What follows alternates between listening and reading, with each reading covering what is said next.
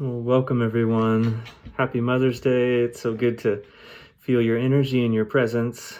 And I'm excited because this is one of the most important messages I think I've given, or most timely, I would say. And I know it could be a challenge, but I know you're all strong. You've meditated for years, so you can do it. So let's start with prayer. Divine Spirit, we open our hearts and our minds to you, the Divine Mother of all. We give thanks for this gathering, for each and every soul here. And we affirm that this message, this transmission, is a transmission of healing, of upliftment, of awareness, of compassion, and of love. We celebrate this opportunity to be alive and breathing, to be expanding and growing. And we just treasure this day and this life together. We move forward with a bright vision of our future, filled with light and peace. And so it is. Amen. Thought I'd go ahead and just sing this chant as we start. Ananda Rupam Chiti Shakti Deeptam Vidyam Param Brahmarasana Bhutim Karunya Purnam Guru Murti Rupam Devim Namama Jagadishvarim Tvam. I bow to everyone here as embodiments of pure love and the Supreme Consciousness.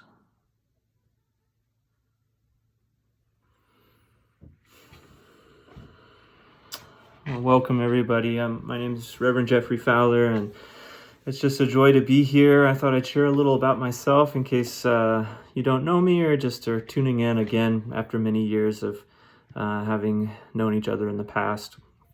I grew up in Kansas City, good childhood, Shawnee to be specific.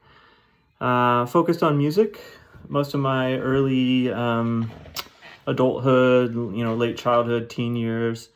Went to UMKC Conservatory, University of Missouri, Kansas City, and kind of did my undergraduate studies while I was in high school, and entered undergraduate basically as a graduate in music at a good university for music, University of North Texas, which was one of the better ones in the country. Got one of the 4 scholarships they offered, which was really beautiful, humbling experience. Had a spiritual awakening about 2 years in, and dropped my scholarship, went back home to the University of Kansas, KU, majored in a different degree, and had this huge spiritual awakening where I was experiencing energy, light, bliss, heart opening. And after about 6 months of that, I was able to look at most of the different spiritual teachings on the planet, and they all just suddenly made sense. So it was kind of like a activation of previous knowledge from other lifetimes. From there, I knew I needed to just work on actualizing and grounding that energy into everyday life. And so I worked some blue-collar jobs, post office, custodian, focusing on my inner growth for about 12 years. So I was like an urban monk. I just focused on God and spirituality. And after that, I traveled throughout that time and went to Buddhist monasteries, India twice, ashrams that honored all religions, one in California that I really love. If there's any Sunburst people, hey, I think Letha might be tuning in. And then kind of just felt exasperated, and one day said to God, "Speak to me." exasperated, wondering how to bring this knowledge forward that I was experiencing. I saw myself on a stage speaking to an audience, and I was smiling, they were smiling, and I asked God, "Unity minister?"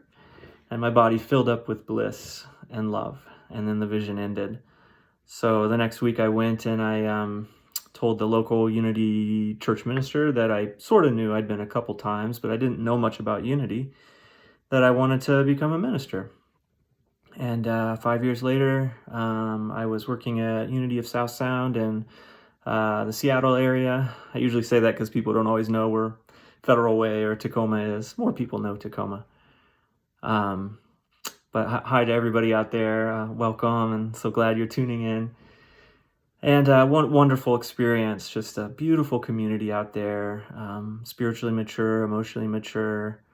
It was a financially stable place, and it was just a great place to let that love, let that life flow through to others that were beautiful and could receive and reflect it back, synergize it. So I decided not to continue just because the amount of administrative work and management work was starting to take a toll on my health, and I didn't find that it was my number 2 passion in life besides God. Really, I wanted to do a little more spiritual focus on things. So now I work as a hospice chaplain, work with people at end of life or nearing end of life, and just help them spiritually and emotionally, and mostly see them in their homes, but on occasion do go to assisted living and skilled nursing facilities. So I live in Colorado. I have a wife and a 5-year-old son and a 1-week-old daughter, a dog, Corgi Hound mix named Fernie, and wife Orchid, son Simon, and daughter Fiona. And so I'm joining you from Colorado, from our home here. So it's good to be with you again. That's kind of the skinny, the Cliff Notes version of my whole life.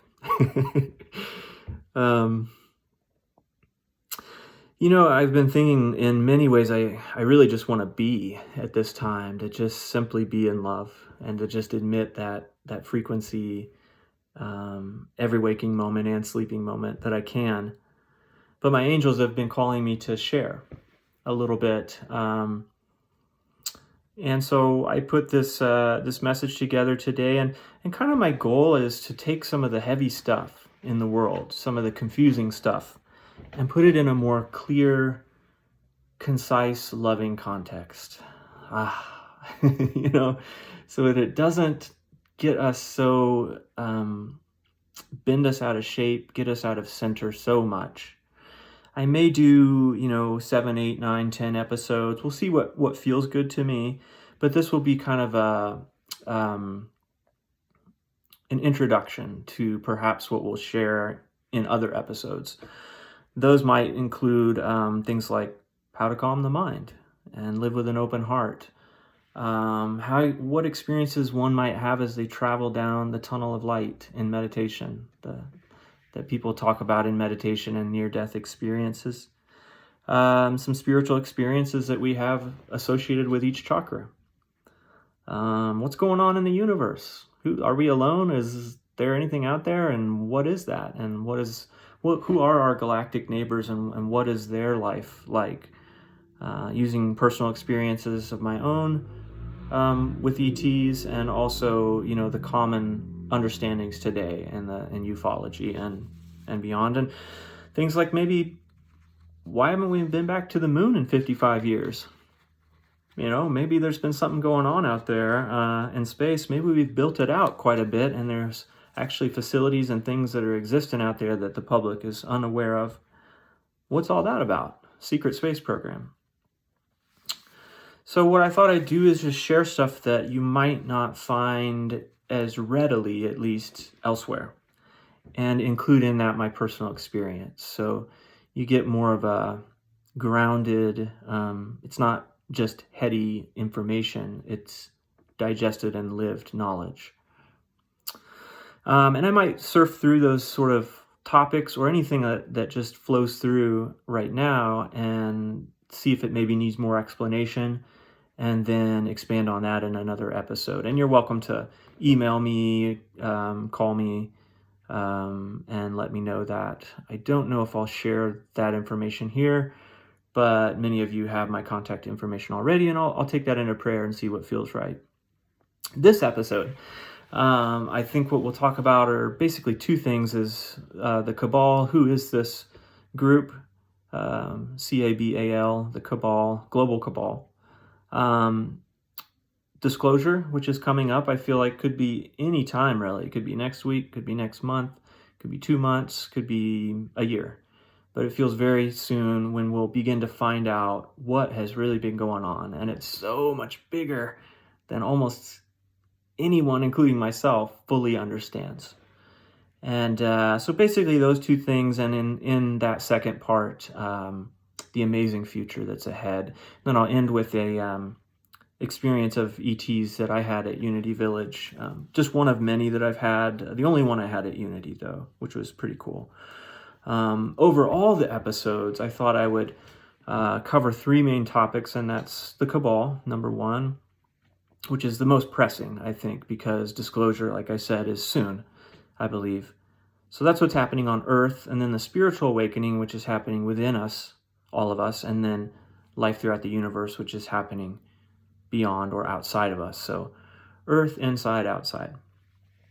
I'm an ordained Unity minister, and one of the gifts I think that Unity has is that it gave people a break from the awareness of just a third-dimensional physical reality, and it clothed that break in greater form. So in Unity, it's like we can kind of go into the fourth dimension, a realm that's closer to the absolute, where our teachings are always reflecting that place that is all love and all light. Seeing heaven and hell more as states of consciousness, and that the Christ is a divine presence that's within us, that was alive before Jesus, during Jesus, and after Jesus, and exists within the saints and saviors of all religions and every human being on the planet and every living thing, really. And I might even add non-living thing. It's a consciousness, a presence that we can connect with. That's kind of what I mean by this fourth dimension. The challenge with Unity is to apply that back down into the third dimension. And that was a lot of my teaching at Unity of South Sound, the 6 years I spent there. And so I think that's also the growing edge for our planet as a whole. We like to think of spirituality as just kind of floating up here, but not applied. So in this talk and in these series of talks, it's all about application and about living a free and peaceful life filled with love and joy.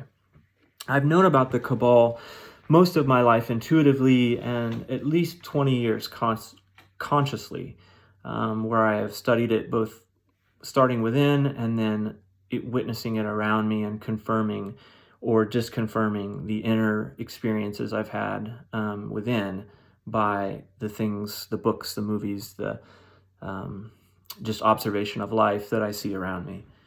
So 20 years. And what I thought with Unity was I appreciate all the teachings. They totally resonate with me. And when I first discovered these things, I wanted to share them with people, but people just think you're crazy at first because it's so out of the matrix of programmed thought that we are taught to live within. Don't question the standardized tests. Just think whatever the standardized version of today's reality is. Don't go beyond it. So this is beyond it. And I experienced quickly that people weren't ready. And what I did, I think, with Unity was I found teachings that were totally in alignment with me. And I thought, if I teach these spiritual wisdoms, if people open their heart enough, their mind enough, they will naturally come to an understanding of the cabal and an understanding of the positive future that lies ahead naturally. Because when you have enough love in your heart, your awareness expands and these understandings come to you naturally. So that's the approach I tried to take with Unity, and I would sprinkle in elements of this through the 233 talks that I gave. I think the style I'll do here, which I'm not doing as much now because this is an overview, is more spacious. more simple. I think we've become addicted to intellect and addicted to proof. In my messages with Unity, I would have real life examples, illustrating spiritual principles, sprinkling in pop culture, rapping sometimes, using references that people know, as well as ancient references, poetry, speaking it from my heart, grounding it, making it organized, and then summing it up and all wrapping it all up in love. I probably won't do that approach here. It'll be simpler. Number one, I have a newborn. Number two, I have a full-time job. And number three, I think this stuff is coming up soon. And so I want to be more spacious, more simple, deeper, and retain the profundity. We need to make it more clear.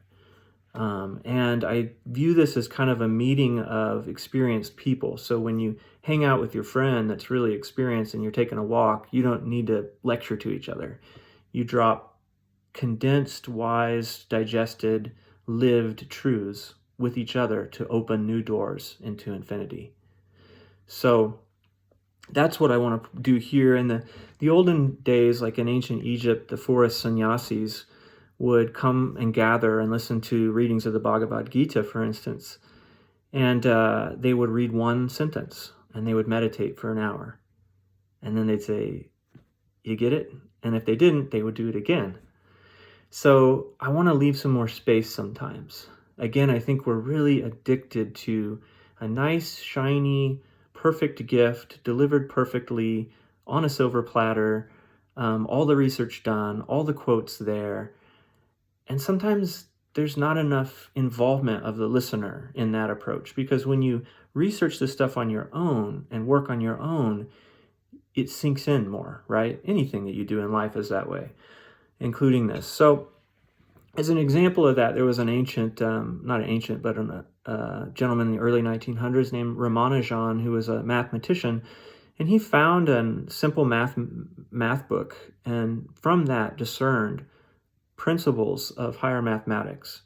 He went to Cambridge, and in his room he would do pujas, spiritual ceremonies, where he would pray to God for guidance in discerning new mathematical equations and formulas.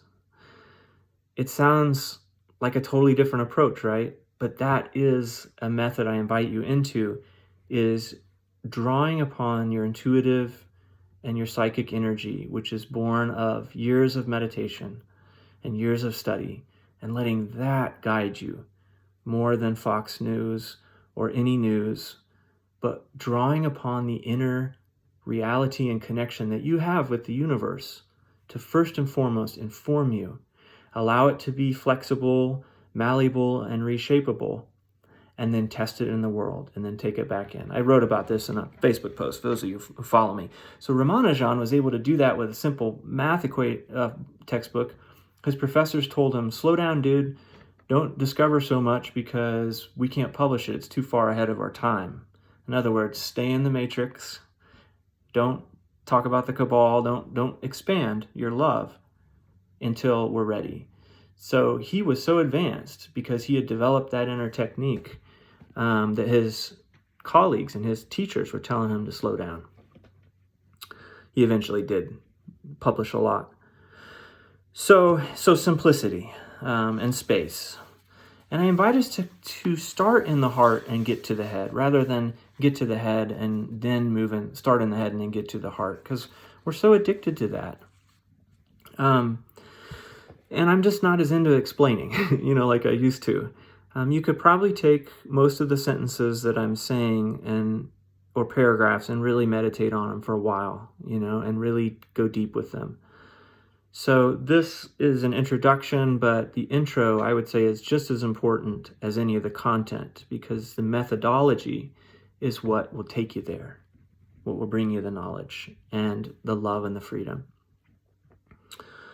My gift, I think, with all this Kabbalah study is connection. When you look at the news or the world today, there's all these disparate pieces of information, like a big puzzle. And because of that, on one side, there's this awakening and this clarity. On the other side, it's almost like we can feel that and we don't want to go there too fast, and the cabal doesn't want us to.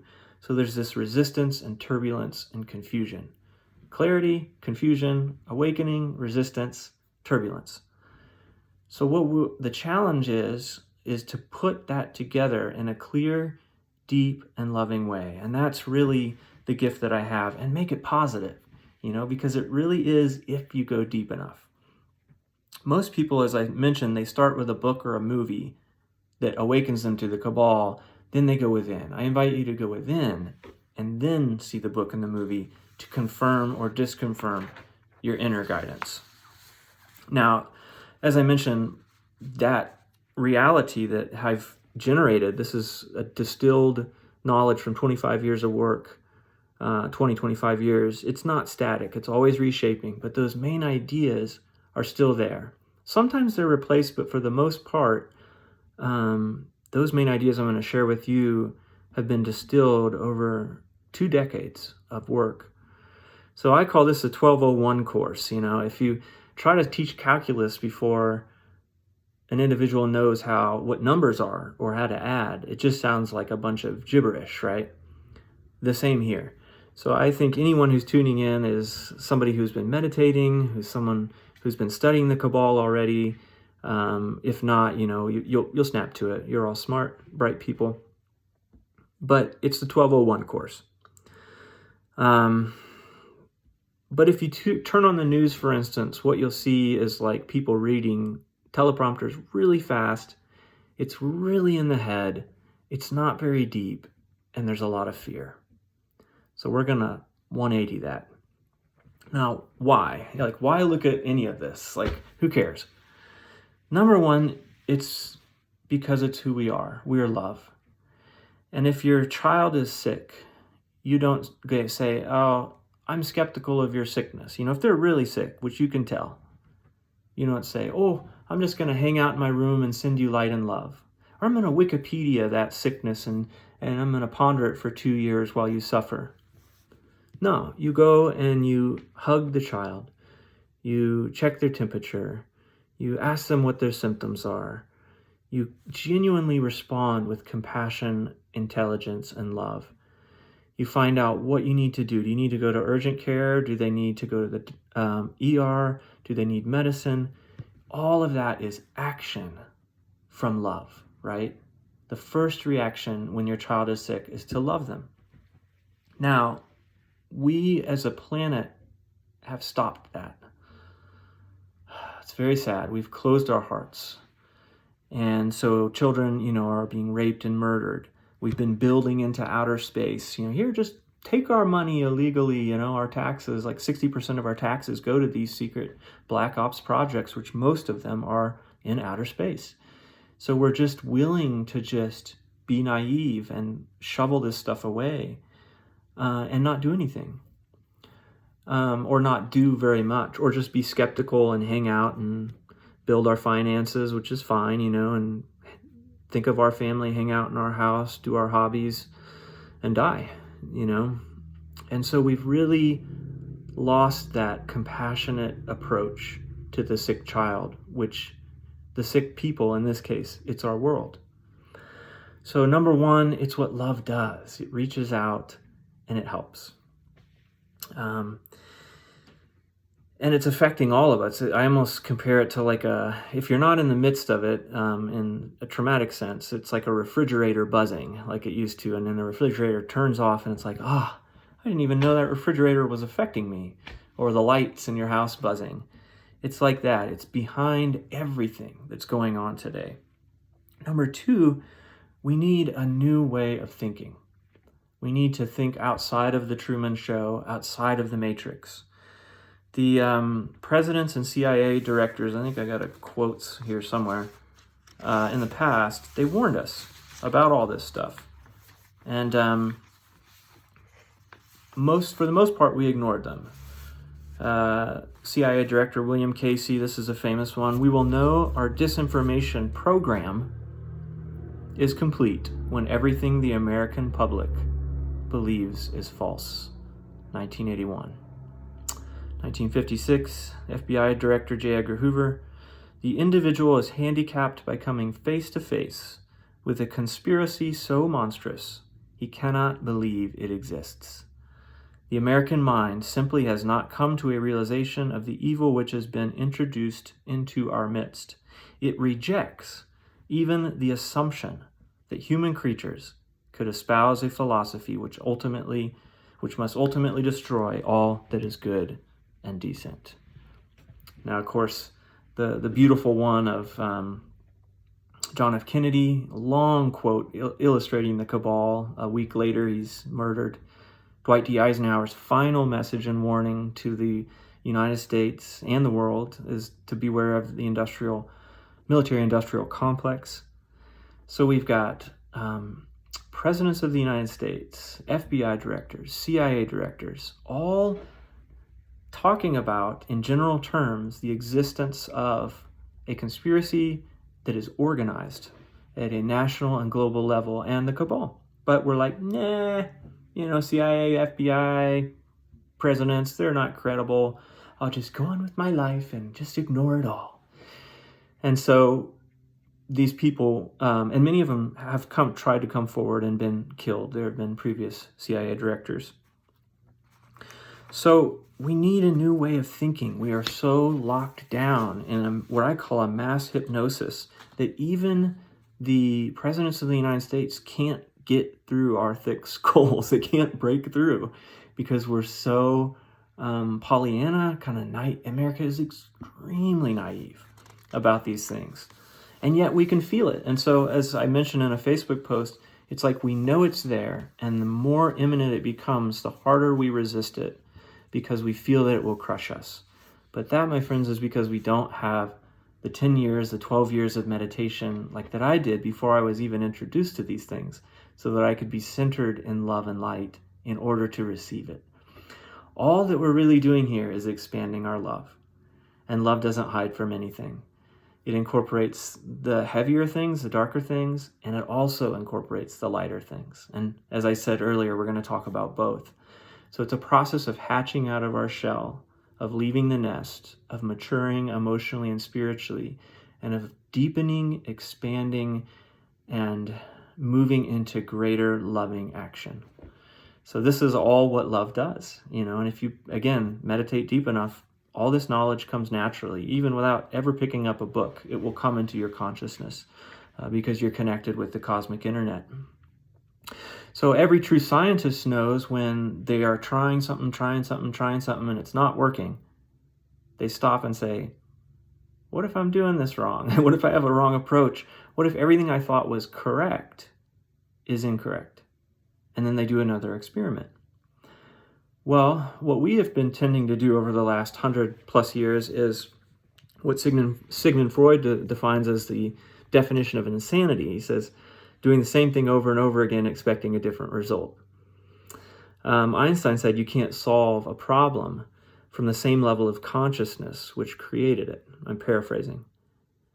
And so we've created this sort of boxed in way of thinking about life where we cabal, nope, won't look at it. Conspiracy, it's automatically a theory. And whenever anybody has that sort of knee-jerk reaction to anything that's new, you have to question that. You have to inspect that, look at that, because there's something collectively going on which is dismissing outright anything in that realm of reality. So that is a real red flag when people are just knee-jerk. We won't listen to presidents. We won't listen to CIA. We won't listen to Nobel Prize-winning scientists. We won't listen to any of these people because, again, something has locked us in. And then we become the Gestapo, the people. The profile is typically very educated, upper middle class, people that are in their heads. Those are the people with financial resources that cut down anyone who tries to speak about these things. So we're policing each other. It's very sad because it's a very small number of people, the cabal, but they are so brilliant and they know human psychology so well that they've put a mental stranglehold on humanity by years and years of gradually influencing the way we think and act. So it takes serious spiritual work to break through all this.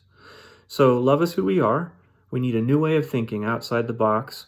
3, it's going to happen anyway. This information is all going to be disclosed, and I feel very soon.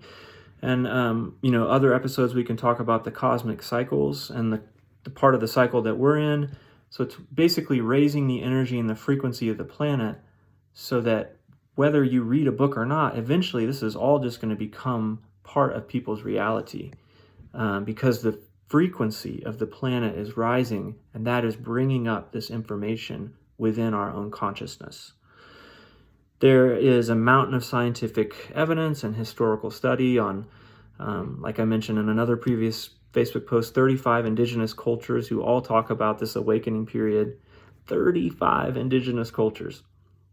So it's going to happen anyway. It's happening right now, and we're almost at the climax where this new world is about to be birthed. That's number 3. It's going to happen anyway. Number 4, you can be a leader. You have an invitation to hold a sacred and loving space as this occurs. And that's a beautiful thing and a much more powerful thing than has ever really been thought. Just being aware, not even saying anything, but just walking around with that vibration that this is occurring and that there's also a remedy, a positive future ahead, is an energy that invites awakening and transformation in your fellow human beings. 5, the rewards are out of this world freedom and bliss. Why? Because you're no longer living in fear. You see what the problem is. You're not denying it out of grief. You're engaging it. You're taking practical steps and actions in your own life to not be affected or to be very minimally affected. And then you're going about in the world in an empowered way, helping to transform it without even saying a word. And what that does is, number 6, it helps you to accurately apply your love. If you have diabetes and, you can say, I'm sending it love and light. And in my spiritual tradition, Unity, one of the co-founders healed herself of an incurable disease in the 1880s, tuberculosis. So that's possible, but she recognized she had the disease. She knew the cells of her body that were being affected. She focused on those cells. She said specific affirmations to them for several hours a day. She was channeling probably spiritual energy as well as mental energy from her affirmations. And she was embracing them all in love and asking for forgiveness for the thoughts and lifestyle that she had, which, this is kind of the spirit metaphysical malpractice is what we call it, but she knew that to some degree she had contributed to that illness. That's a lot of awareness to then use to channel your love. The same is true with the Cabal, right? If we don't recognize there's a problem at all, our love is just kind of floating out here, love and light, But if we recognize exactly what's going on and we get really informed and we don't fall into despair and doom and gloom, but send it love and light, we know exactly how to do that. We know where, how, the medicine that's needed, and we understand current events and we don't fall into fear. So we accurately apply our love. It's much more powerful. Your love becomes hundreds of times more powerful when you know how to use it. Finally, step 7, you stop the atrocities going on, or you contribute in a positive way to ending those atrocities. Again, your awakened presence helps to encourage others. So that's why. Why do we want to learn about it? So we're living in a very small reality right now. 1900 to 1950 was one of the greatest developmental periods in technology in our planet's known history. And then not long after that, what happened? We went to the moon, we didn't come back. Yeah, we got the iPhone 400, but not much has been happening. We have limited our thinking, and it's getting smaller. And so we live within this mind Mind and materialism are the two I talk about. Mind and materialism, mind and materialism. I'm in my head, I have lots of things. I have a healthy body, I have investments, I have a family, I have a house. Mind and materialism. But that band of frequency is very limited. What keeps happening is people keep seeing things in the news, getting upset, things happen in their life. They keep butting up against something on the edge of that narrow band. And so it results in what I call the big four: fear, anxiety, anger, and depression. You can walk out on the street today and see that everywhere. Just look around. Fear, anxiety, anger, depression, anxiety, anger, fear, all over the place. You can feel it. You can feel the world vibrating with those frequencies. Now, people want to be free, but they don't want to engage things like I'm talking about. So which is it? You want to be free, you have to do some work. And it all results from the depth of our sincerity and commitment. So again, the 3 pillars I'll share in these episodes on YouTube: spirituality, spiritual awakening, the Cabal, life throughout the universe. The overall purpose of all of this is to prepare for disclosure so that everybody isn't so freaked out. People aren't having heart attacks and strokes and laying in their bed sucking their thumb because they've had some exposure to this. And to open a channel for continued communication post-disclosure, after disclosure, for emotional and spiritual care with the grief and the shock of it all. So again, what I've covered in all this exposition is, what's going to be on these YouTube channels, my gifts and my style, why do we need to know about this, and the rewards of doing so. So let's begin. Other episodes probably won't be this long. So the Cabal. Again, overview, brief. We can flesh it out in future episodes. These are the blue bloodlines from Europe going all the way back to Rome, probably Egypt. And in their beliefs, they feel that they've come from another planet and that because of that, they're superior. They have superior DNA. Now, there may be some truth to the other planet thing. As I mentioned earlier, we're all made in the image and likeness of God, and we all have ET DNA. 90% of our DNA is considered junk DNA, just floating around, not sequenced. So I believe in, you'll hear about this in the UFO community, that those are all seeded genetics from other places. So they, as the frequency rises, those are being sequenced and formed into DNA. And they've already measured this, all the scientific studies of the indigo kids, the psychic Chinese kids, the psychic kids from elsewhere are actually 3-stranded. So the full Christ-like being is said to have 12. That's the number of completions, so the DNA sequences. Anyway, so they think they're, I'm trying to get on too many tangents, but they think that they're so superior.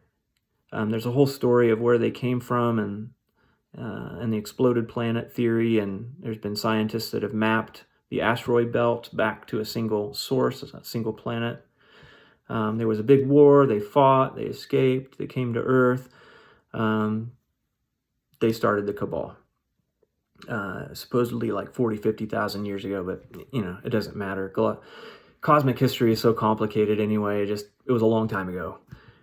Again, these are this distilled knowledge. You can read books about all these things. There aren't that many. There's a Council of 300, which are the main ones. People theorize, there might be several 100,000 people, a couple million in America that are loosely linked. A lot of the political leaders we see around the world are merely like the sergeants or the puppets of the Cabal. The Cabal are people that we typically don't know, that are far behind the scenes, although many of the families that we know in our own nation's history in America are definitely linked with the Cabal. And I won't say those names here, but you can do that research for yourself. What people tend to do is they find out about this and their agenda and what they've done, and they just sink into total gloom and doom, total despair. But again, that's not what love does. It looks at the sick child, looks at the sick world, and it helps. So that's kind of the basic, the blue bloodlines throughout European history, Rome, all the way up to the prominent families of today that basically kind of are controlling the physical world behind the scenes.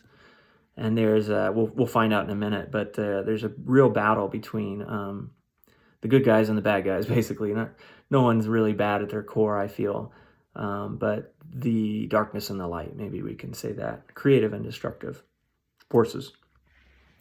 On the other hand, there's this amazing reality that all is light that we talk about in unity. And so what I want to invite us into is a middle path that is in the heart that can embrace and expand and transmute all of that. It's a very mature and responsible spiritual path. It takes a lot of work. The goal of the Cabal is one word, Power. That's what it all boils down to. And power over others rather than power with others. The motto of the Cabal is divide and conquer. And kudos to them. I mean, they have done a brilliant job. They know human psychology. They've done it brilliantly with economics, with race, with religion, with politics, with all sorts of things. And their goal is just to keep us ignorant, dumb, fighting, and divided, and distracted forever. And just to control behind the scenes without us knowing, because we're so busy fighting each other. They've done a wonderful job. Just look at politics, wonderful job. The Georgia Guidestones is a standard Cabal thing. If you're going to do this sort of controlling work on a planet, one of the cosmic decrees is that you have to let people know. The way they do that is by posting something out in public, the Georgia Guidestones. Outside of Atlanta, Georgia, like 60 miles, in a field somewhere, it says, maintain humanity under 500 million in perpetual balance with nature. Pretty heavy. So they want to reduce population to 500 million. And they do this by what I call the shotgun approach. Every approach combined will reduce. Because if you did it so overtly with one thing like medicine, people would figure it out. So if you spread it, it will have a greater, less of a chance of people understanding. It's pretty heavy. They want to get rid of most of the people. Why? Well, you figured it out. Control, power over. It's easier to control and have power over less people. Now, the way they view things in their thinking is that people are so dumb, they feel like, that they're helpless, and that therefore it's their job to manage and control and take care of the population. So they have this really twisted way of looking at it where, getting rid of people through genocide is a loving thing to them. It's controlling, it's managing the population. And they think of us as assets. The typical phrase is useless eaters.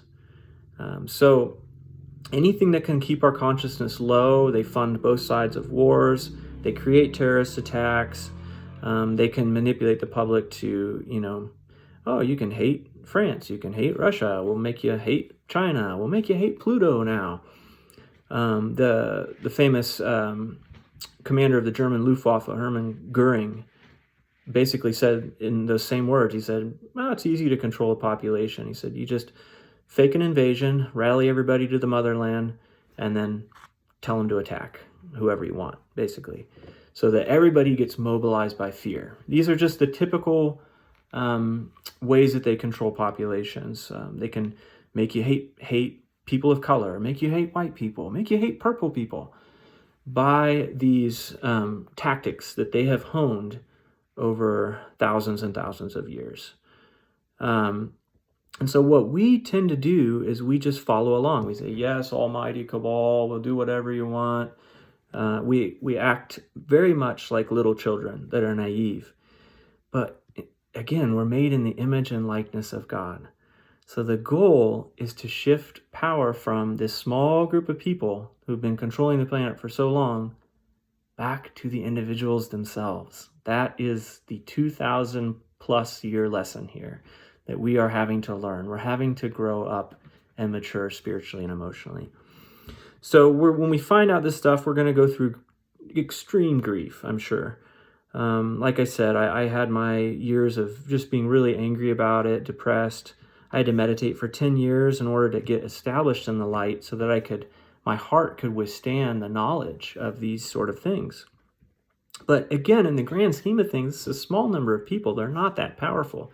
And if they need to leech off the power of others, there's a statement right there that they're not very powerful. They're not standing in their own divine power, you see? But by being angry at them or being afraid of them, we're actually helping them because we're sending them energy, right? Because thought is creative. Energy is creative. So it's a matter of being aware of what they're doing, but treating it lightly. It's hard to do because of what I just said, but we become aware of it and then we take loving remedial effects, healing the child, healing the person. Now the agenda, I made an acronym years ago, GEEM, GEEM, the THEEFM, which stands for government, entertainment, education, media, technology, healthcare, environment, energy, food, and money. So I'll briefly go through those. I don't want it just to go super, super long, but government, the political parties are created intentionally to keep us constantly divided. And I've taught about how to unify one's thinking about politics and see that they're just movements of energy, Republicans and Democrats, that Republicans tend to focus a little bit more on the lower chakras, on safety, responsibility, survival. Democrats focus a little more on the upper chakras of universal equality, love, helping those who are minority groups, thinking of innovation and new ideas and change. Republicans are stabilizing. But, in order for a tree to grow, you have to have strong roots. And if you've got strong roots to expand, you have to have broad branches. So you need both. It's an oversimplification. They're actually more of forces that are at work within all things. But they've cleverly, as they always do, the cabal discerned these two dual forces and said, let's separate those and create political parties based on each to keep people perpetually fighting and divided so that very little occurs over the centuries. Very little progress. So that's government. Entertainment, it's basically they have their own religion, which is a Luciferian religion. So they want to imbue all entertainment with that, and with the symbolism, with the dark symbolism. You'll see at the Olympics, Super Bowl, halftime shows, Oscars. A lot of the entertainers don't even know what they're doing, but they're incorporating these dark symbols. Again, the motto being divide and conquer. Opposite of Jesus' teachings of love your enemy, they teach you smash your enemy and tread on them. So we see that kind of throughout the movies, throughout the entertainment. We don't even know, but we go into these delta states while we're watching TV and we're drinking in that religion, that Luciferian religion. Not that every program is bad, but this teaching is permeating the entire entertainment industry so that without even knowing it, we begin to crush our enemy, We begin to vibrate with that awareness and that feeling in our hearts and propagate their teachings. Education, the goal, of course, is just to standardize it. Everyone think the same way. Anyone who steps out of line, cut them down. Can't talk about cabal. So people are less creative. Just memorize, regurgitate, pass the test, forget, and start over again. So it's a very not thinking for yourself, not thinking creatively, not encouraging people to think outside the box. And of course, we know from the studies of American education that we used to be at 6 or 7, and now we're down at 27 globally. So there's an intentional dumbing down, and also so that we don't figure out these people exist and what they're doing. We get dumber, and we just follow whatever we're told. They also call us sheeple, like we the sheeple. Another phrase they say is the masses are asses. So they just think, and they're born and bred into these ways of thinking, these psychopathic ways of thinking, that they know nothing else. It's normal for them. Not defending them, I'm just explaining here's why they might have come to these strange reasonings. Let's see. Government, entertainment, education, media, of course, is owned by a single company. I remember Conan O'Brien illustrating this when he married a gay couple on his show, and he said, if you still don't think the media is controlled, check this out. And they would show places like Topeka, Kansas, and Peoria, Illinois, and they'd say, tonight, Conan O'Brien married a gay couple. Tonight, Conan O'Brien married, and it was like exactly the same wording in every major and minor city across America. And I think he showed like, I want to say 35 stations, very quickly. Of course, they probably scolded him for that because you're not supposed to bring that much awareness, to what's going on today. Media, so it's very controlled. Technology, just watch The Lost Century, Dr. Stephen Greer, and you can see all the inventions that have been invented, patented, or tried to be patented, ready to go, ready to release to the public. Free energy based on no fossil fuels, extracting energy from the 0-point field of space or gravity, basically, and converting it into electricity. So our entire world could be run on non-polluting energy, a few months from now, as long as you just create the factories to crank this stuff out. So, and once you get the first ones created, you can use those to create the other ones.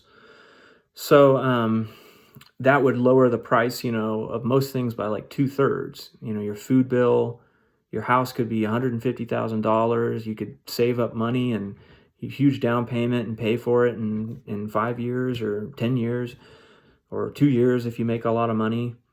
It would just complete economic utopia because these inventions are already made. So you could just watch that movie for a start. But again, each of these things you could spend years studying. I'm just trying to share them with you quickly because it's all going to be disclosed pretty soon.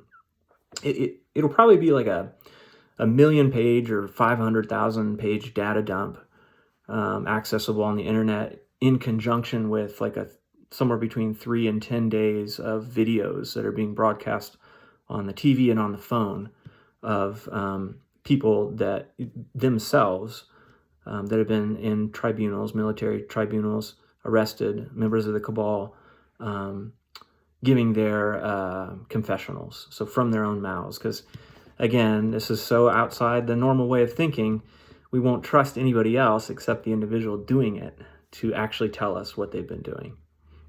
That will be disclosure. And then, you can read your 1,000 pages on all the technology that's been suppressed, and see all the videos and blueprints and mathematics and physics behind it, all of that. So people are gonna spend the rest of their lives being blown away by what's been suppressed and controlled. Okay, so technology, healthcare, I'll just finish this up quickly. It's basically part of that depopulation agenda, but you can't make medical treatments that don't do some good, again, because people wouldn't take them and they'd figure it out. So that's why we see, this medicine, your arm's going to fall off, your leg's going to fall off, you might have heart trouble, you might have kidney disease, your lungs are going to suffer, you could go blind, you could lose your hearing. All those side effects have increased. Like you just look at the commercials, because they're trying to go along with the Georgia Guidestones, what they're talking about. This stuff is not really that much of a stretch to understand, but they also do good things, so it's mixed. So if you do take medicine, there's things you can do spiritually to bless it. You can discern through your inner guidance what you should take. Listen to your doctor, go to your doctor. They're within this system, so they don't know that much of the medicine is poisonous. But you don't necessarily have to totally neglect Western medicine. My dad and my grandpa were doctors, but it has to be used with greater consciousness, and there must be a lot more awareness around all of this. And you can couple it again with alternative. I'm taking too long, but medicine. So environment, yes, there's a huge change in the environment. Part of it is the natural cycles, part of it is human. But what they do is they take anything that may be going wrong and they hijack it. And then they exacerbate it and they make it really, really, really bad.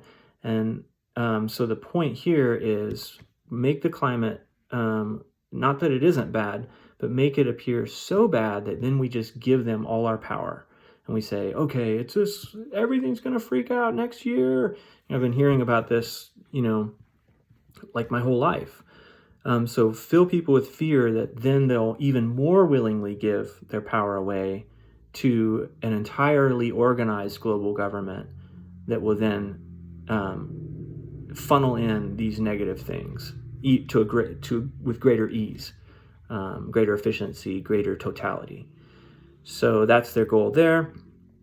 And then energy, of course, we have all these free energy technologies and other things. Like David Wilcock's a great resource. He's, people are still going, free energy? But they've been talking about this since the 70s. And he's actually got a company that builds hover cars. So this is a example of where it's like people doubt quantum physics, or that two particles can appear simultaneously in different places. But then we go and we use technology that employs quantum entanglement as one of its fundamental features. So we're using the technology that we doubt to help us. The same is true here. It's like we're totally unaware many times of these sort of energy devices. And there's people that are not only aware of the physics and the science, they've been aware of it, they're aware of the spiritual principles behind it, but now they've created devices, they've created companies, there are contracts with other nations that are already developing to build these things. So it just shows you how trapped we can become, and then how free, if we want to, we can be, others can be, to just take this to brand new realities.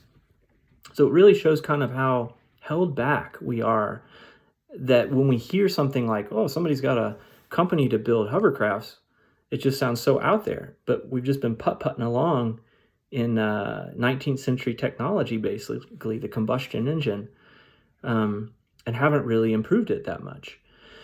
So holding back that, food has been weaponized, poisoned. There's still a lot of good things. You can still bless your food even if you don't have the money to buy organic. And then money, of course, holding back the economies, generating things like '08 and 29 and 1929. And we know there's insider trading. We've gotten like pieces of the puzzle in all this, but we don't know how organized that really is, to the point where individuals can actually raise and lower economies when they want to. Give the people some scraps, make them feel abundant, boom, drop it to another depression.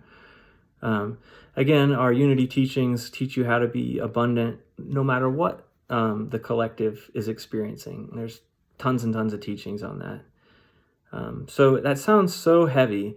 We already can feel in our hearts there is massive corruption. We know this. We already know things like the CIA kills leaders and installs governments. We could feel that maybe governments are behind terrorist acts.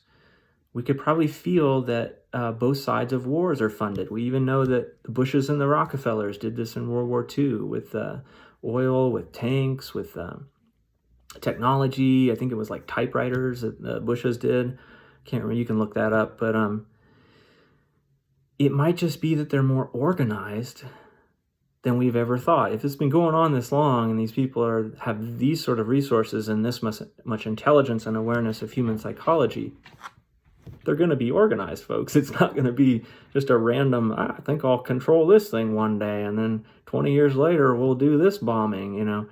They're thoughtful, they're organized. They've been doing this for a long, like I said, since probably thousands of years, at least since Rome. The overall plan is to, keep us where we are, to create, make homes very expensive, so we'll do apartments. Then within that complex, provide everything we need in that apartment. So we basically become voluntary prisoners. We aren't allowed to travel far. We allow ourselves to be chipped with a RFID chip or whatever the newest version of that, technology of that is. And if we do things or say things that then are against the global cabal, they can turn off our chip. So we lose all our money and identity. So that's the overall plan. Now the positive agenda. This is the cool part. Years ago, I believe it was the Korean War, a group of generals began to discern that their orders were being carried out incorrectly. They would give bombing orders and the wrong coordinates would be bombed, sometimes their own people. Naturally, this made them extremely upset, and being in the military, they wanted to shift this and get something changed quickly. Thus, we had the beginnings of the Alliance in the 1950s. So the Alliance are basically the good guys working behind the scenes. I mentioned that battle of kind of light and dark, creative and destructive.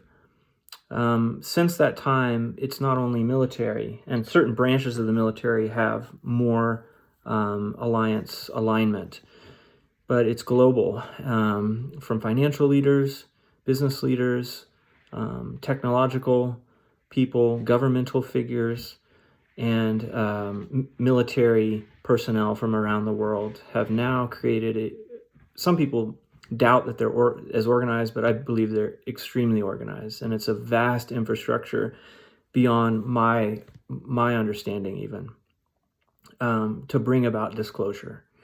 And if you think about it, all of this is very logical. If you think through it, you would need a military, a loving and strong military group to end the stranglehold that the cabal has had on humanity for so long. So the plan has been, and they call it the plan, a 4-step process, and no one knows exactly when and the steps, because if we did, people like me be broadcasting it and giving it away. So it's meant to be a secret so that it can unfold and function effectively. So the first step is a political and economic switch. The wonderful avatars like Mahavatar Babaji and others have said the political leaders of your world have totally misled the people and use things for their own interests. New leaders are being prepared to take over. So there is a wonderful, wonderful group of leaders being prepared. There are new economic releases, release of new currency backed by precious metals. That gets very esoteric because they've been working on that for like 50 plus years, so that they can flip the switch and it can all transfer over immediately. So the money in your bank account can now be all there but protected and no longer under cabal control, because otherwise there'd be mass pandemonium and chaos. So they have been working on the nuts and bolts of this for so long. If you say you rented a place for 7 years, you would own a huge part of that. They're like mapped out to the smallest little details, the switchover. The taxes that we've been paying, most of which have been illegal, the Global Economic Stabilization and Rehabilitation Act, GESARA, that is also in place to return the illegally taken money from the people back to the people themselves. So not only will things be less expensive because of these new technologies, but we'll also be getting installments, not all at once, because we don't want everybody to go on a holiday and the economy to stop, but in installments, the money that has been taken from us, much of which, again, has been used in outer space in the secret space programs, which, Cosmic Disclosure on Gaia TV, there were like 170 episodes. They're now censored. They've been removed, but in detail about those programs with insiders who have shared their involvement in them and how extensive they are. So there's a political economic reset, number one. Number two, a technological disclosure. The release of finally all this beautiful technology by brilliant people. Again, 1900 to 1950, 1950 to present. So all of that, multiple ways of accessing free energy from the 0 point field, dozens of ways. Running cars on water. They've got all of this technology. I knew all this years and years ago. Will finally get released. And our environment, as we know, I remember just being in Tacoma, Washington during COVID and looking across Puget Sound, across Commencement Bay. The decrease in pollution was extraordinary, where you could see the individual homes across on the other side of the bay there. Just imagine the healing, the pristine energy that's going to happen to our land, water, and air with the release of these technologies. I mean, this is amazing stuff that the Alliance has been working on. But first, you've got to get the planet out from under the control of the cabal with political and then economic resets, then technology. Now people are in this state of just incredible joy. Spirituality blooms and blossoms naturally. People's hearts open. They're finally not struggling with money. The government is finally doing wonderful things every month, where it just stasis for decades before. There's wonderful programs coming out. There are jobs. There are a switch from a fossil fuel industry, multi-trillion-dollar industry, to a free energy industry. Massive creation of jobs. And I'm just skimming the surface. We're talking a global renaissance, a global rebirth, which naturally leads to spirituality, to deeper meditations, notwithstanding which we haven't even talked about here, the increase in vibration of the planet that's happening naturally. It's the other thing about the cabal is they're so arrogant and megalomaniacal, I don't know if that's a word, that they believe they can hold back the entire universe. This is not just a shift that's happening on planet Earth. Through the NASA studies, we can see all across even our solar system, the major climatic changes on every planet, temperature, storms, but the consciousness shift is happening in this entire section of the universe. Again, going back to the 35 indigenous cultures and these cosmic cycles that we're going through, which I could discuss in other episodes. But this is an awakening that's going on far beyond planet Earth. So there's no small group of people that's ever going to hold back this awakening. So you may say, oh, yeah, there's no such thing as the Alliance. It's not that organized. None of this stuff Jeffrey's sharing is true. It's too out there. You've got an entire universe working with you that is awakening right now. So that alone is like kind of a no-brainer.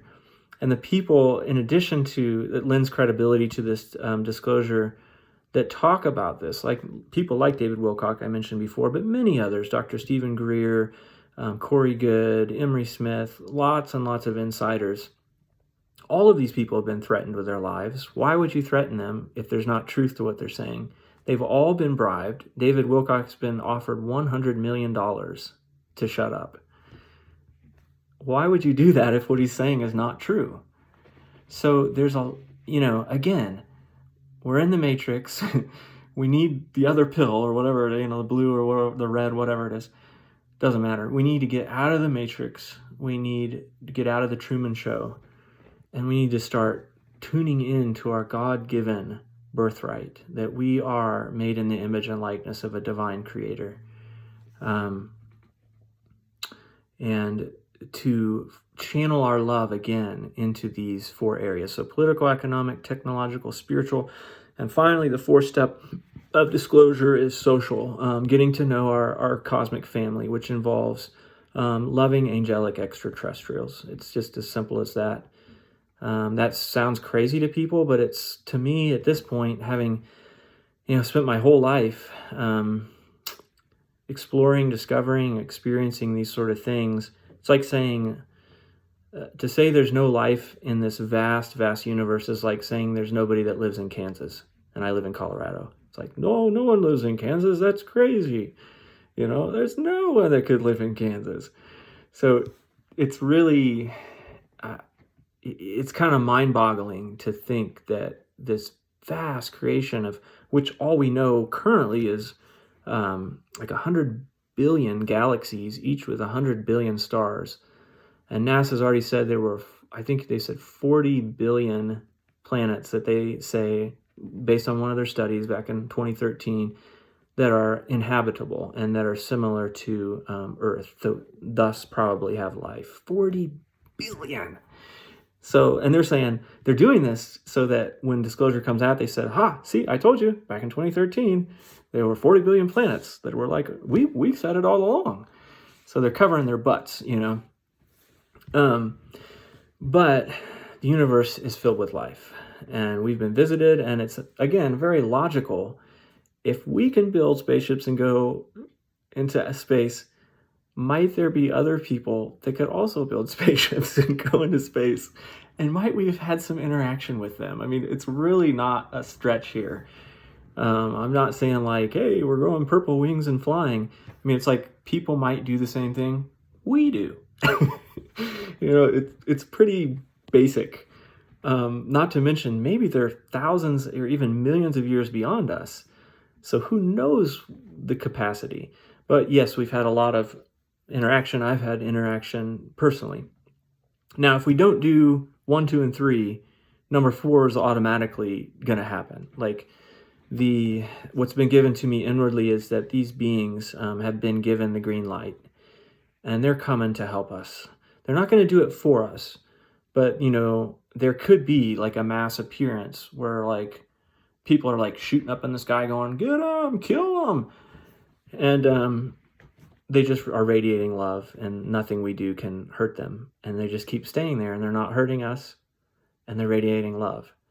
And then gradually, as people individually, because they're telepathic, open their hearts and want to connect, they might connect with you and your family. They might connect with a part of your government. They might connect with these companies. And just to say, hey, here's some things we've done to transition from an enslaved world to a free world, economically, spiritually, technologically, etc. You might give these things a try, and we're here to help you if you need it. We'll be nearby. Here's how you get a hold of us. And they're not going to do it for us, but they're in that gracious, loving assistant. How can we help you become the best version of yourselves you can be? And so that's what they're there for. And they've always been gradually helping us, with engineering, with architecture, with spirituality, all throughout our history. And I mean, the Ancient Aliens series is there's a reason why it's been on TV. All of this is drip disclosure, drip by drip, helping us to get prepared. So, yeah, there are negative ones, but the number of positive ones are so many more.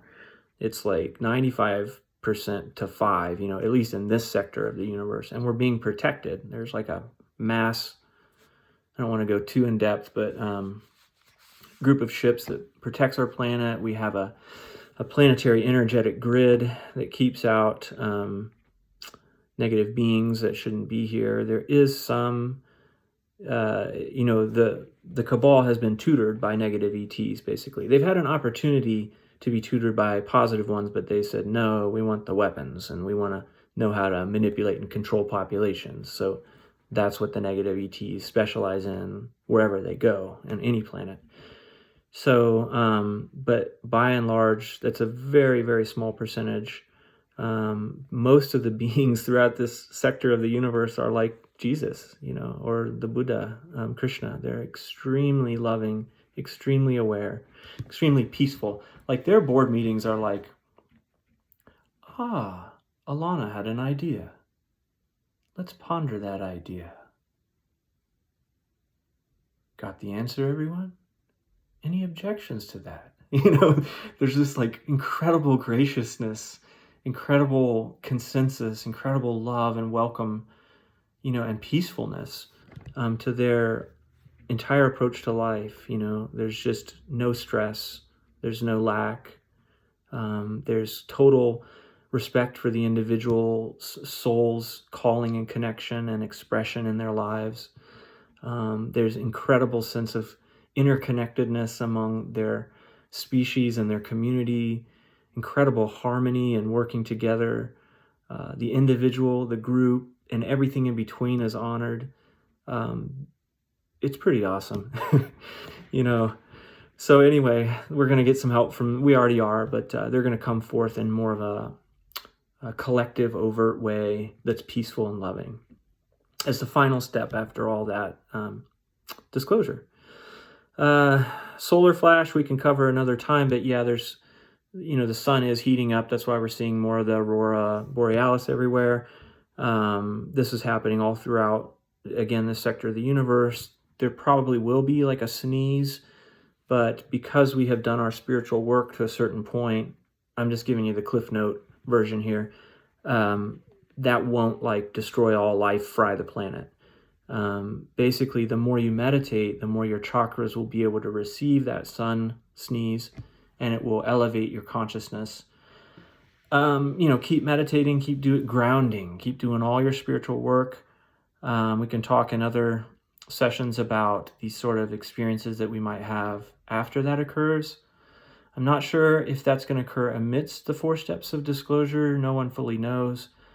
If we drag our feet long enough in accepting and exposing the cabal, that just might happen, and that will be the thing that awakens us, because then when that happens, your consciousness will be so elevated, the cabal won't be able to hide. People will just get it. So yeah, you'll be able to experience bliss and psychic energy and, all the Yoga Sutras, thoughts of that ancient texts, thoughts of animals and plants, and all sorts of spiritual experiences will come. And so we need lots of spiritual people out there to say, you're not crazy. Here's what's happening. Here's how you work with it. Here's how you ground it. Here's how you process it. Here's how you build on it. Here's where it leads to. Here's kind of a general main idea thing to balance it all. Go forth and enjoy your life, and don't write it off. Don't think you're like super amazing because of it. It's just a part of the growth process that happens. So that's the cabal, that's disclosure, a little bit of the solar flash. I'll share with you one final thing, an experience I had in Easter Eve 2013, Unity Village Seminary. When I was studying there, I was, sorry, my nose has been itching a lot today. We were dyeing Easter eggs, some of my buddies there, I remember all of you, and I was walking back across the campus. We kind of stayed up late dyeing those Easter eggs, and beautiful, beautiful evening in the spring in Unity Village, dark, quiet, filled with stars and peacefulness, just as it is, like its own vortex. Any of you that have been out there. And I went across the outdoor amphitheater, and I felt this massive, massive loving presence above my head. And I couldn't see it, but I could feel the life, It was a small-sized mothership, probably, I don't know, it could be 500 yards in diameter. Huge, but it was still small compared to, what they have. And I stopped for a moment because I knew who it was, and I said, "Hey guys, how you doing?" Checked in, and I said, "Thanks for being there. I love you." And I felt their love too. Went back home to my room in the little cottage that we had with. There was like 7 students and 1 Silent Unity employee living there, and I had this beautiful dream. And in the dream, some friends and I didn't, they weren't anyone I knew per se as friends, but they felt like friends in the dream. We're in this glass house in the middle of a beautiful open field. And we looked out and we saw ships everywhere, UFOs, and they were streaming down light and energy, like in these kind of rays like that. Loving energy. And all around in a 360-degree visual experience, there was a sunset all around. And if you've watched any of David Wilcock's videos, he talks about their appearance as being like a divine vision or divine experience. My friends left the little glass house, which probably symbolizes our openness to these realities. And they all were just not too excited, but just joyfully and groundedly and casually going, "Oh, wow, look at that. Look at that. Wow, look at that." And that symbolized our awakening in a loving, peaceful way to their presence, a nonviolent way, or I should say a pro-peace way to their presence. And I left the house and just laid down on the ground and just opened my arms and my heart and just laid down and relaxed and went into a deep, deep meditation because I knew my work was over for that chapter of holding the space, of holding the knowledge, of taking the attacks, of sticking to my truth and my love, communicating it, living it, being it, my whole life for 45 years. I believe we're close to that time. I believe it's a loving time. These 4 steps of disclosure are nearly upon us with incredible broadcasts, I believe, that will totally rock people to their core. But I wanted to open this channel for support that you're not crazy. These things are real. They're more real than we ever could imagine. The time of these bad people, this cabal, is almost at an end. That's why I feel more comfortable coming out and sharing these things now overtly. And an amazing, amazing future is ahead. A future that's been prophesied by ancient civilizations all around the globe, by spiritual people today, by prophets of old, by the new generations coming in with an expanded and deepened consciousness. It's an amazing time. So have courage and take faith and immerse yourself in love day and night. Every moment that you can, send out love, visualize the cabal ending, the children being saved that are being trafficked. We didn't even go into that. The technologies coming out, the loving leadership coming forth, the awakening of spirituality in the hearts and minds of all, and the reunion with our family, with our loving, cosmic, angelic family, and a growing up and a maturing of humankind beyond the limited matrix, beyond the limited thoughts, the courage to go there, and to live a life that is free from fear. Because when you are able to understand the cabal, you can look at the news and say, I know what that is. I know that false flag event. I know where they're trying to go with that. You can tap in meditation and you'll establish your lines of resources to find out what's really going on. I see what they're doing. I see what the alliance is doing to counteract it. Therefore, I don't need to get worried about this news thing. And in fact, I'm going to be proactive and I'm going to send it loving vibrations, knowing everything I just said. And I'm also going to remember the disclosure process that we are in and visualize that as a positive future. Now, that's a very aware, mature, and loving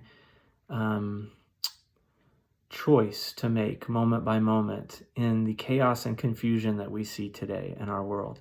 It's a way that's not airy-fairy or somehow ungrounded. It's a totally anchored way of living consciously in love.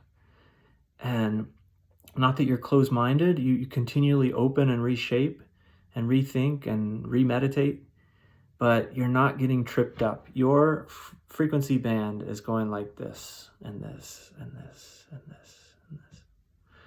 So that's it, my friends. There's the awful history, the beautiful future, and the plans for anywhere, I would say within the next year. Next year is the 250th anniversary of America, and a lot of people are saying that's the time, by that time the cabal will be arrested, tried, and disclosure will have occurred.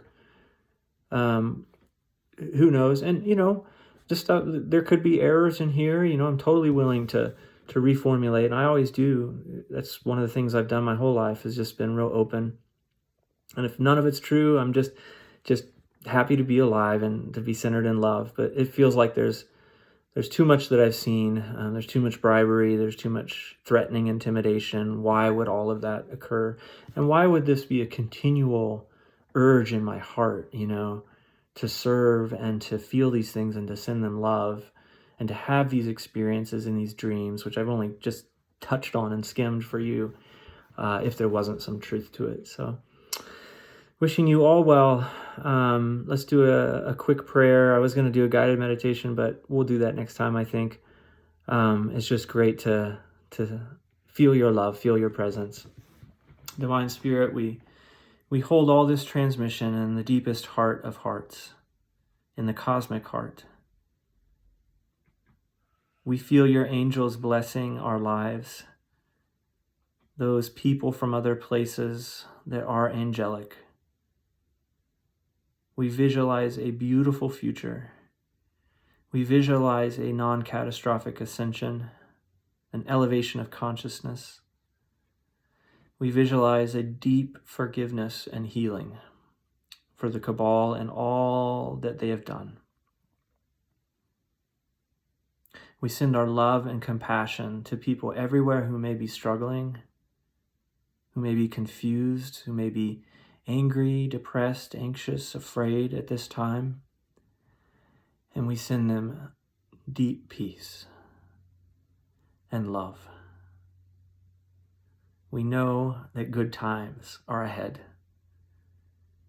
And with every fiber of our being, we energize this and we claim it as so. And so it is. Amen. Bless you all. We'll see you soon.